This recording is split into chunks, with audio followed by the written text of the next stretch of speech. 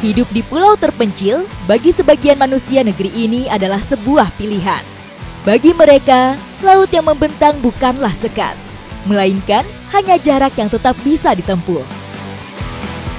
Ekspedisi Jejak Petualang kali ini akan melakukan perjalanan panjang menuju Pulau Tampaang di Kabupaten Pangkajene dan Kepulauan sebagai pulau terluar di Provinsi Sulawesi Selatan.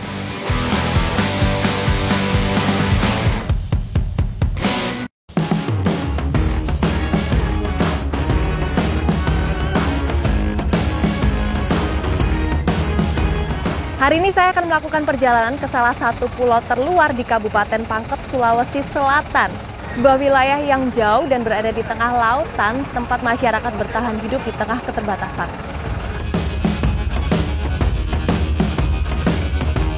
Pelabuhan ini menjadi titik awal pendistribusian barang dan juga mobilitas masyarakat.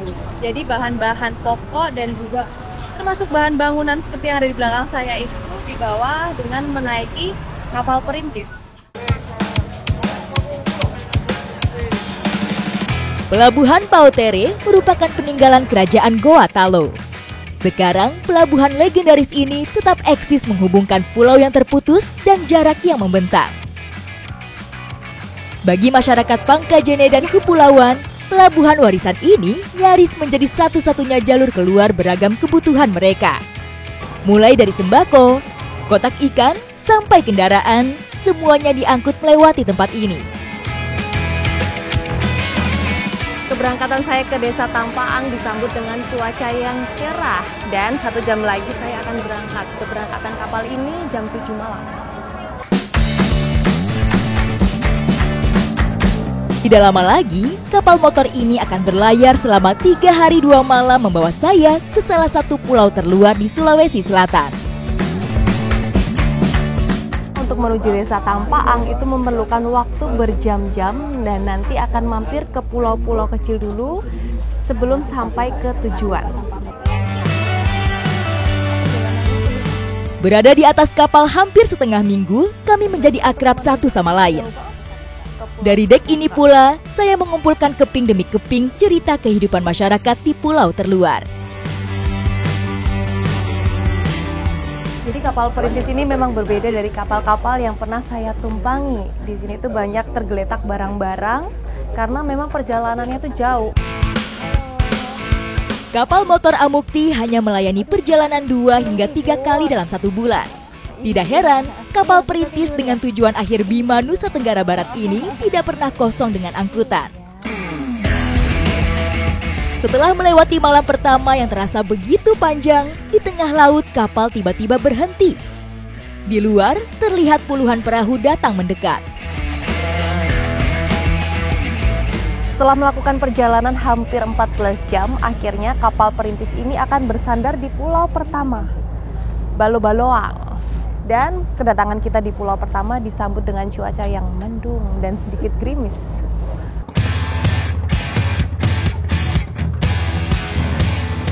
Di persinggahan pertama, beberapa orang penumpang dan barang mulai diturunkan. Di dermaga dadakan ini, saya menyaksikan salah satu sisi kehidupan masyarakat pulau terluar. Mereka bahkan harus bercengkerama dengan bahaya untuk bisa kembali berkumpul dengan keluarga di rumah. Untuk menurunkan barang-barang penumpang diperlukan kerjasama dan beruntung di sini ombak dan anginnya tidak terlalu kencang.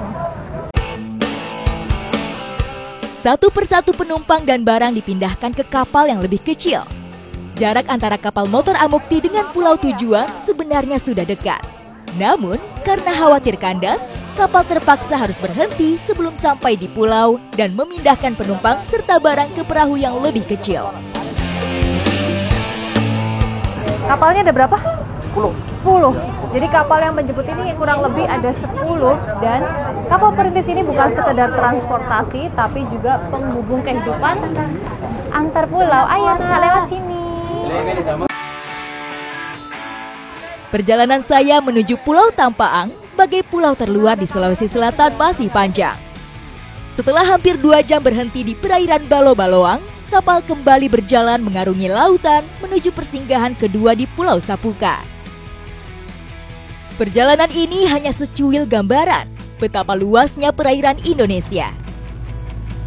Saya masih harus berlayar selama 4 jam untuk tiba di Pulau Tampaang. Ini udah hari ketiga perjalanan saya menuju pulau terluar di Sulawesi Selatan. Dan ombak sekarang lumayan kencang, terus sedikit gerimis juga. Saya merasa sedikit mabuk di sini, sedikit pusing.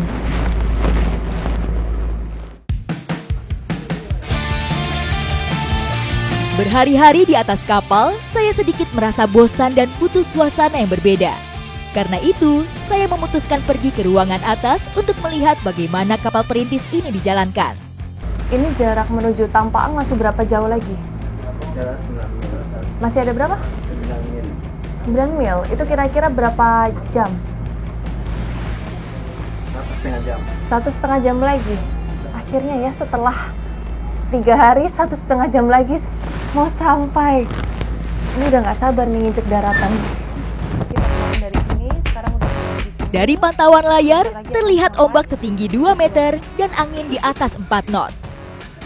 Artinya, kami harus bersiap dengan cuaca yang kurang bersahabat.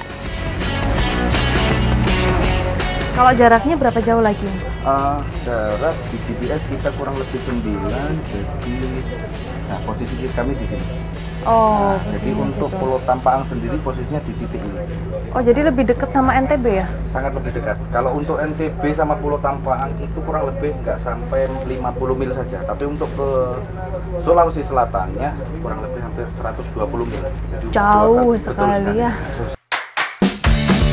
Mencapai Pulau Tampaang sebagai pulau terluar di Sulawesi Selatan adalah potret kecil dalam meraih sebuah sudut kecil negeri ini. Perjalanannya tidak hanya butuh waktu dan perjuangan, namun juga keberanian untuk mengarungi lautan yang terkadang tidak menentu. Setelah melakukan perjalanan 3 hari, akhirnya saya sampai di Pulau Tampaang. Tapi kedatangan saya disambut dengan hujan yang deras dan juga ombak yang besar. Dan untuk mencapai ke Pulau Tampaang, penumpang harus menggunakan kapal-kapal kecil karena di sini tidak ada dermaganya. Jadi kapal perintis ini berhenti di jarak tertentu dan dijemput dengan kapal-kapal kecil ini untuk mencapai Pulau Tampaang. Sama seperti Pulau Balo-Baloang, Pulau Tampaang juga tidak mempunyai dermaga untuk kapal perintis. Sehingga kami harus pindah ke kapal yang lebih kecil. Angin kencang disertai gelombang yang berayun adalah sambutan alam sesaat sebelum saya menginjakkan kaki ke daratan. Dengan dibantu warga, saya harus sangat berhati-hati saat melangkah. Apa yang saya lalui sekarang belum apa-apa dibanding warga pulau yang harus menghadapinya hampir setiap hari.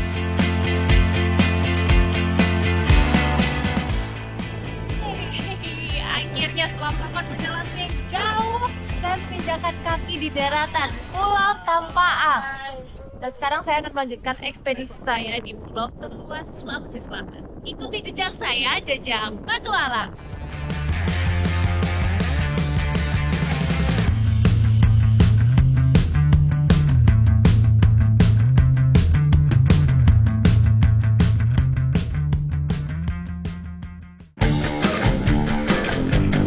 Ini dia waktu yang ditunggu-tunggu, jaringnya diangkat. Wah, banyak banget.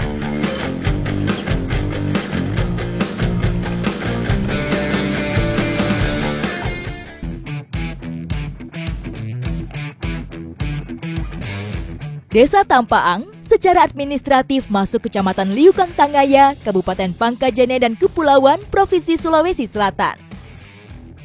Terdiri dari 7 pulau, 4 diantaranya berpenghuni dengan luas wilayah kurang lebih 11 km persegi.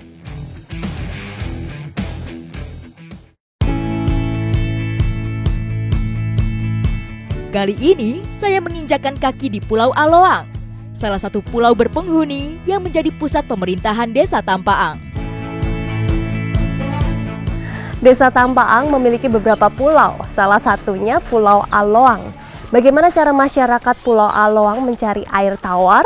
Sekarang saya sudah bersama warga Aloang mau mencari air tawar di Sumur Seribu. Sumber mata air tawar adalah salah satu alasan nenek moyang mereka memilih menetap di Desa Tampaang.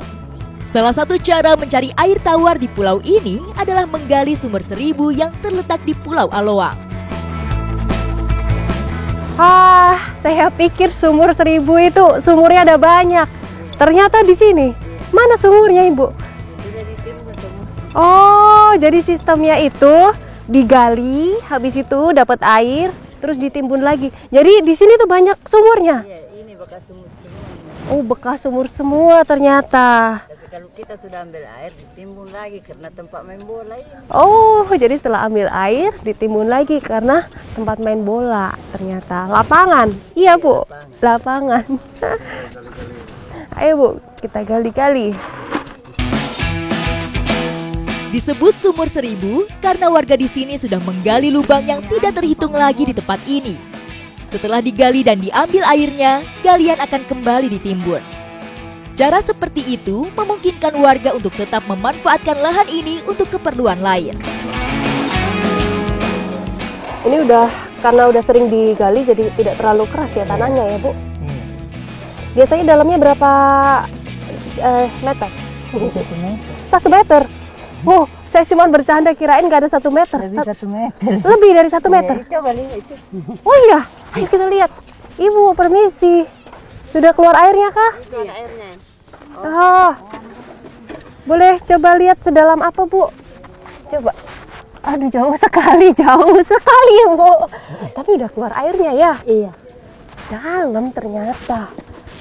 Kalau ini sih benar-benar bikin sumur. Biasanya dapat berapa ember sekali cari? Biasa 4 ember, 5 ember. 4 ember, 5 ember itu dipakai untuk sehari-hari ya? Iya. Untuk masak, untuk mandi, Minum. untuk minum. Masyarakat Pulau Aloang mempunyai alat gali unik yang disebut wakong. Wakong merupakan alat gali pasir yang khusus dibuat untuk menggali sumur. Panjang wakong yang kurang dari 2 meter menandakan bahwa sumur di sini tidak sedalam sumur pada umumnya. Jadi biasanya ibu-ibu di sini itu menggali sumur Seribu pada saat musim barat. Musim timur. Oh, salah. Timur ternyata. Oh, jadi kalau musim timur Kita tidak beli. ada air tawar, Iya. ambilnya dari sini. Iya. Saat musim hujan, masyarakat bisa terbantu dengan menampung air hujan. Namun, saat musim kemarau, sumur Seribu menjadi satu-satunya tumpuan hidup masyarakat Pulau Aloang. Pilihan lain, mereka harus keluar pulau dan mengambilnya dari Pulau Tampaang. Jadi menggali sumur Seribu untuk mendapatkan air tawar ini adalah alternatif lain selain menampung air hujan. Iya. Kalau di sini kayaknya bukan cuma sumurnya aja yang jumlahnya 1000. Mataharinya juga 1000 ini, Bu. Panas sekali. Panas sekali ya. Teriknya matahari dan hawa panas tidak membuat wanita-wanita Pulau Aloang gentar. Mereka dengan hati-hati terus menggali untuk mendapatkan air tawar. Jadi karena terlalu panas, mau bikin teduh-teduh dulu. Pinjam kainnya, Ibu ya. Jadi cuma pakai 2 batang kayu sama pakai kain seperti ini. Permisi ya, Ibu. Gimana, Bu? Dingin? Dingin. Ibu yang sebelah sana udah dapat air yang bening tuh. Setelah wakong menyentuh sumber air, saya harus hati-hati menggali supaya sumur tidak longsor dan keruh. Jadi ketika pertama kali sumur Seribu ini digali, nanti yang akan keluar adalah air yang keruh. Terus kalau diambil terus airnya nanti akan menjadi lebih bening seperti ini. Ibu udah dapat banyak ya. Dan ketika menggali seperti ini tidak bisa istirahat karena ketika ditinggal nanti akan longsor, airnya akan jadi keruh lagi. Jadi panas-panas dinikmatin ya, Bu. Iya. Iya. Keberadaan air tawar di sini sangat dipengaruhi musim pasang surut laut. Saat air pasang, masyarakat akan lebih sulit mendapatkan air tawar karena air laut meresap sampai daratan pulau.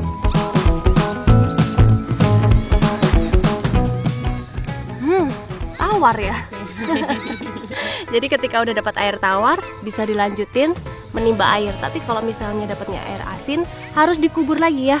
Ditutup lagi sumurnya, cari tempat lain sampai dapat air tawar. Tadi Ibu sekali gali udah dapat? Biasa 2 kali 3 kali. 2 kali 3 kali baru dapat. Oh. Jarak antara sumur 1000 dan pemukiman warga lumayan jauh.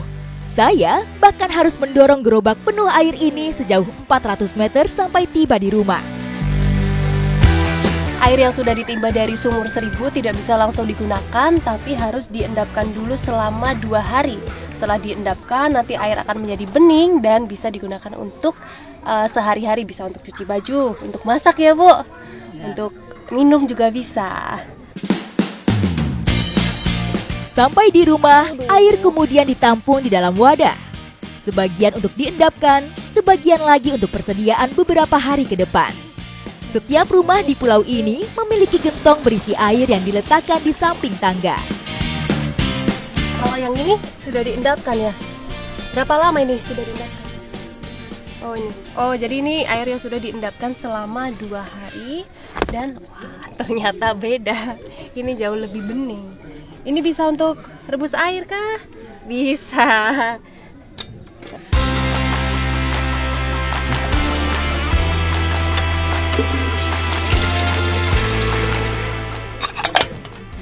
Sekarang mau rebus airnya dulu untuk nanti kita mau minum teh ya. Habis panas-panasan tadi ya. Dan saya juga mau merasakan air dari sumur 1000.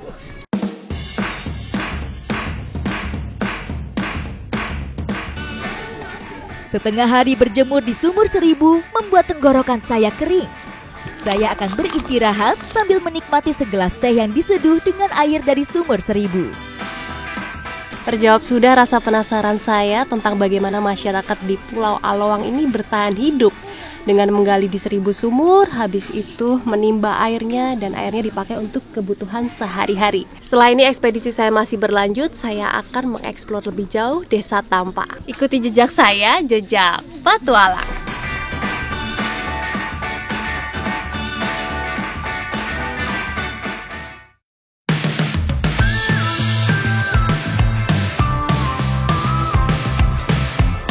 Menetap di pulau terpencil, laut menjadi halaman sekaligus ladang bagi warga Tampaang. Sebagian besar masyarakat di pulau terluar, khususnya Pulau Tampaang ini sangat bergantung hidup dari hasil laut. Ikan bukan sekedar sumber protein, tapi juga sumber penghasilan bagi warga. Dan sekarang saya akan mengikuti kegiatan mencari ikan bersama dengan warga di sini. Ikuti jejak saya, jejak Petualang. Di luar dugaan, ternyata tempat yang kami tuju adalah dermaga desa yang hanya berjarak ratusan meter dari bibir pulau.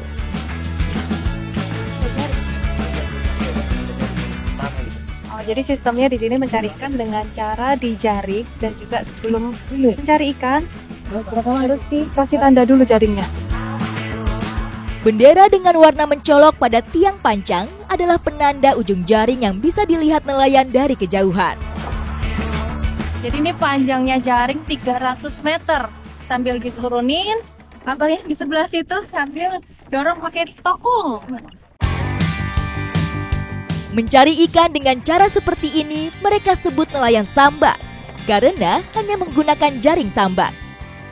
Di ujung jaring dipasang pelampung dan pemberat, sehingga jaring jadi terbentang sempurna di dalam air. Dan panjang jaring itu kan 300 meter. 20 meter itu isinya cuma penanda seperti ini. Ini fungsinya tuh untuk menakut-nakuti ikan supaya tidak keluar dari jaring. Pulau Tampaang dikelilingi oleh perairan dangkal yang ditumbuhi lamun. Selain penting dalam meredam gelombang dan arus air laut, lamun juga menyediakan habitat dan makanan bagi berbagai biota laut. Tidak heran jika di kawasan ini banyak ikan yang mencari makan. Jadi untuk menjaring ikan dibutuhkan kerjasama. Kalau yang di air ini tugasnya untuk menjaga jaring supaya jaringnya itu tidak nyangkut ataupun tidak terlalu terangkat.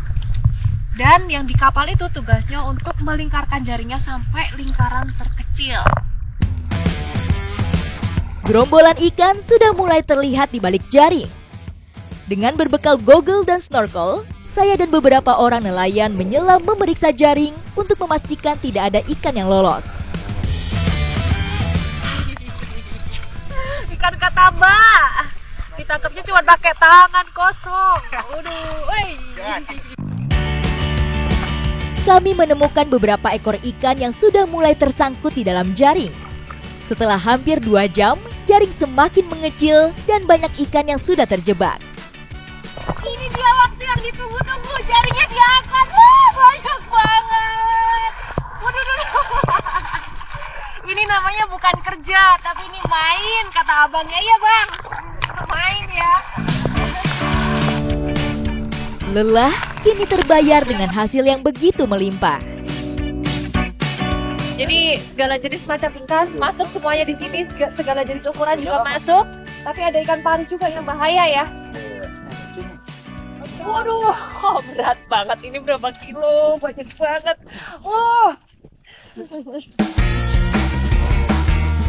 Saking banyaknya, nelayan tidak kuat mengangkat jaring sekaligus ke atas kapal, sehingga harus memindahkannya sedikit demi sedikit dengan serokan. Jadi dari semua jenis ikan yang paling banyak didapat di sini ikan katamba. Tapi katanya itu yang paling enak ya bang? Iya.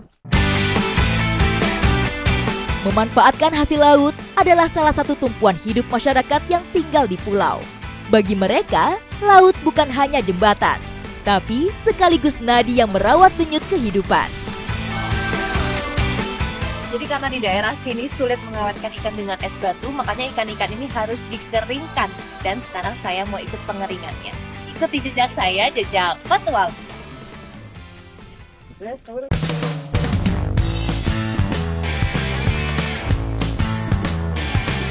Kalau tadi bapak-bapak udah cari ikan di laut, sekarang tugasnya ibu-ibu untuk membersihkan kulitnya dan juga isi perutnya. Karena setelah ini ikannya akan dikeringkan.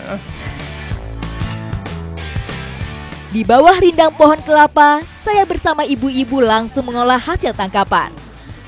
Jadi cara bersihkan sisiknya itu dipegang kepalanya, terus dibersihkan gini nih. Ini kenapa dibersihkan? Supaya garamnya itu cepat meresap. Tinggal jauh dari pusat ekonomi, mengolah ikan dengan cara dikeringkan adalah salah satu cara agar hasil tangkapan tetap memiliki nilai jual. Tahan berapa lama kalau udah dikeringkan? Ya bisa 1 bulan. 1 bulan, lama ya 1 bulan ya. Seluruh proses pengeringan ikan masih dilakukan secara tradisional. Jadi sebelum diasinkan dan dikeringkan, ikannya harus dicuci dulu. Ayo ibu!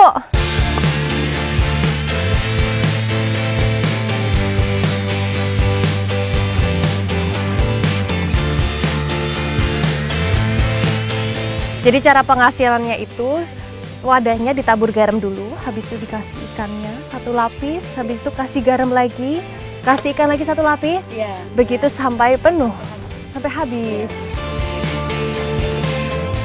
Pengasinan dan pengeringan ikan adalah metode pengawetan sederhana dan cukup mudah dilakukan. Dengan diasinkan dan dijemur, ikan akan kering dan awet karena garam dapat menghambat pertumbuhan bakteri. Jadi beginilah cara masyarakat pulau terluar untuk membuat ikan ini tetap memiliki nilai jual. Meskipun tidak ada kulkas untuk pendingin ya. Alam telah membentuk karakter masyarakat Tampaang. Kesadaran mereka terbangun dari kenyataan, sehingga bisa tetap mandiri meski hidup terpencil di tengah samudra.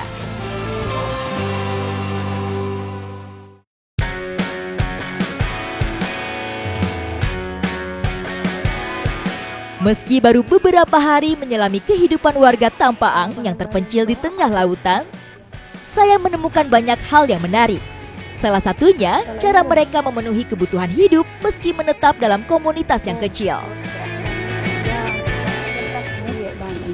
Jadi di waktu-waktu tertentu ada pedagang dari luar pulau datang ke Pulau Tampaang dengan membawa bahan-bahan makanan dan juga bahan-bahan pokok. Iya, dan sekarang saya bersama Ibu Ega mau mengantar ikan untuk ditukar dengan bahan-bahan pokok karena di sini bahan pokoknya itu terbatas. Dan ini waktu yang paling ditunggu-tunggu oleh warga Pulau Tampaang. Kedatangan kapal pedagang adalah angin segar bagi masyarakat Pulau Tampaang. Karena selain bisa membeli kebutuhan hidup, kapal ini juga menjadi jembatan ekonomi untuk hasil alam yang akan mereka jual. Warga pada semangat nih untuk menukarkan hasil laut dan juga kebutuhan pokok seperti gas itu di dermaga. Kita harus cepat-cepat karena bahan pokoknya biasanya cepat habis. Kapal yang datang tidak setiap hari ini mampu merubah suasana dermaga menjadi pasar dadakan. Berbagai macam kebutuhan sehari-hari dijajakan di sini. Mulai dari sembako, sabun, hingga gas untuk keperluan memasak. Jadi dapat berapa kilo beras? Berarti lebih 10 kilo, berarti saya kembali uang toh. Ya, kembali uang. Dapat beras 10 kilo 10 kilo. Oh gitu. Oh ya. Jadi berarti kurangannya dikasih uang. Ya, jelas karena apa bisa sisanya uang toh. Ya. Gimana cocok? Ah, bisa tuh. Deal ya. Jadi deal. Sekarang deal di angka 1 kilo 17.500. Nanti sisa per kilonya ya. Ini tadi ada 10 kilo. Tinggal 11 kilo. Iya. Oke, berarti tinggal dikali aja, nanti ditukar sama beras. Modal transaksi pun sebagian masih menggunakan pola barter. Ikan kering adalah salah satu alat barter yang paling diminati dan berharga. Sulitnya akses dan jarak menuju pulau membuat berbagai harga jadi tidak wajar. Namun, warga tidak punya pilihan lain selain menerima kenyataan ini sebagai konsekuensi pilihan menetap di pelosok negeri. Beginilah cara masyarakat pulau terluar, khususnya Pulau Tampaang, untuk bertahan hidup. Ikuti jejak saya, jejak petualang.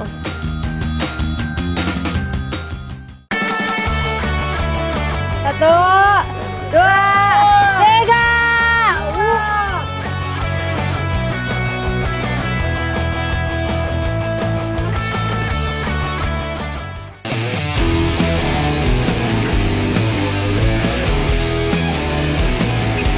Kapal adalah jembatan penghubung sekaligus nadi kehidupan masyarakat Pulau Tampaang. Dengan kapal, nenek moyang mereka datang dari kerajaan Goa dan menemukan pulau ini. Di Pulau Tampaang, kapal menjadi satu-satunya transportasi penghubung antar pulau dan juga digunakan untuk mencari hasil laut. Biasanya saat libur melaut, para nelayan itu memperbaiki dan merawat kapalnya. Saya juga mau ikutan nih. Kapal di hadapan saya ukurannya lumayan besar. Jadi waktu mau merawat dan memperbaiki kapal, kapalnya tuh harus mendarat dulu. Caranya dengan ditarik dengan tali. Kenapa nggak didorong sih, Pak? Ya, kan banyak yang narik itu. Oh, supaya lebih ringan karena yang narik tuh banyak. Tidak hanya tali, kami juga membutuhkan gelondongan kayu untuk mengurangi beban dan gaya gesek kapal dengan pasir. Jadi setelah diikat harus dikasih bantalan dulu supaya bagian bawah kapalnya tuh nggak rusak. Setelah aba-aba diteriakan, warga dengan kompak menarik kapal ke daratan. 1, 2, 3. Di sini kerjasama dan kekompakan sangat dibutuhkan. Jadi semuanya ikut menggerakkan kapal ke darat. Ayo. Berat ya, berat banget. Gotong royong adalah fondasi kehidupan masyarakat Pulau Tampaang. Hidup terisolir di tengah lautan, bagi mereka resep untuk tetap damai adalah dengan tetap menjaga kerukunan dan kebersamaan. Gini nih suruhnya kalau kerja bakti sama bapak-bapak, banyak bercandanya. Tapi kerjaan harus selesai. Harus. Sini, tambah satu lagi. Jadi karena ini di pinggir pantai, panas, makanya dibikin atap-atap daun seperti ini supaya tidak terlalu panas. Biar teduh. Di pulau ini tidak ada galangan kapal khusus, sehingga masyarakat hanya memanfaatkan pantai untuk perbaikan kapal. Ini mau mulai bongkar mesinnya ya? Ya mulai ini mau dibuka, dicek dulu di dalam. Karena ruangan dalamnya ini isi perutnya ini yang rusak. Isi perutnya yang rusak. Dan biasanya pengecekan seperti ini setahun sekali. Saat matahari terik di atas kepala, kami disuguhi es cendol dan kopi oleh pemilik kapal. Es merupakan barang mahal di pulau ini karena listrik hanya menyala beberapa jam saja selama 24 jam. Jadi masyarakat di Pulau Tampang ini udah seperti keluarga. Habis kerja sama bareng-bareng, terus habis itu makan cendol bareng-bareng ya? Iya. Semakin sore, aktivitas pembuatan badan kapal semakin sibuk. Mereka melakukannya meski dengan peralatan yang serba terbatas. Jadi karena Pulau Tampang ini jauh dari daratan utama, makanya masyarakat di sini sudah terbiasa untuk memperbaiki dan membuat kapalnya sendiri. Dan mereka jago-jago banget. Bentuk kapal ini merupakan perkembangan kapal Lambo, warisan nenek moyang warga Tampang. Sekarang bentuknya lebih simpel dan sudah dilengkapi dengan mesin. Meski begitu, pasak kayu ulin tetap digunakan untuk menjaga kekuatan bodi kapal. Jadi kalau membuat kapal seperti ini, jiwa seninya harus tinggi ya Bang kayaknya ya. Karena nggak gampang, salah dikit nanti kapalnya bisa miring atau nggak bisa terapung atau nggak bisa jalan malahan. Dan untuk pembuatan kapal ini membutuhkan waktu kurang lebih 1 bulan untuk yang seukuran ini. Membuat dan memperbaiki kapal adalah warisan leluhur yang hingga kini mereka jaga dan jalankan. Dengan kemampuan ini, mereka bisa terus terhubung dengan dunia luar sekaligus memenuhi kebutuhan hidup. Hidup di pulau terluar memang butuh perjuangan, tapi selain perjuangan, butuh juga kreativitas untuk mampu bertahan hidup di tengah lautan yang jauh dari daratan. Ikuti jejak saya, jejak petualang.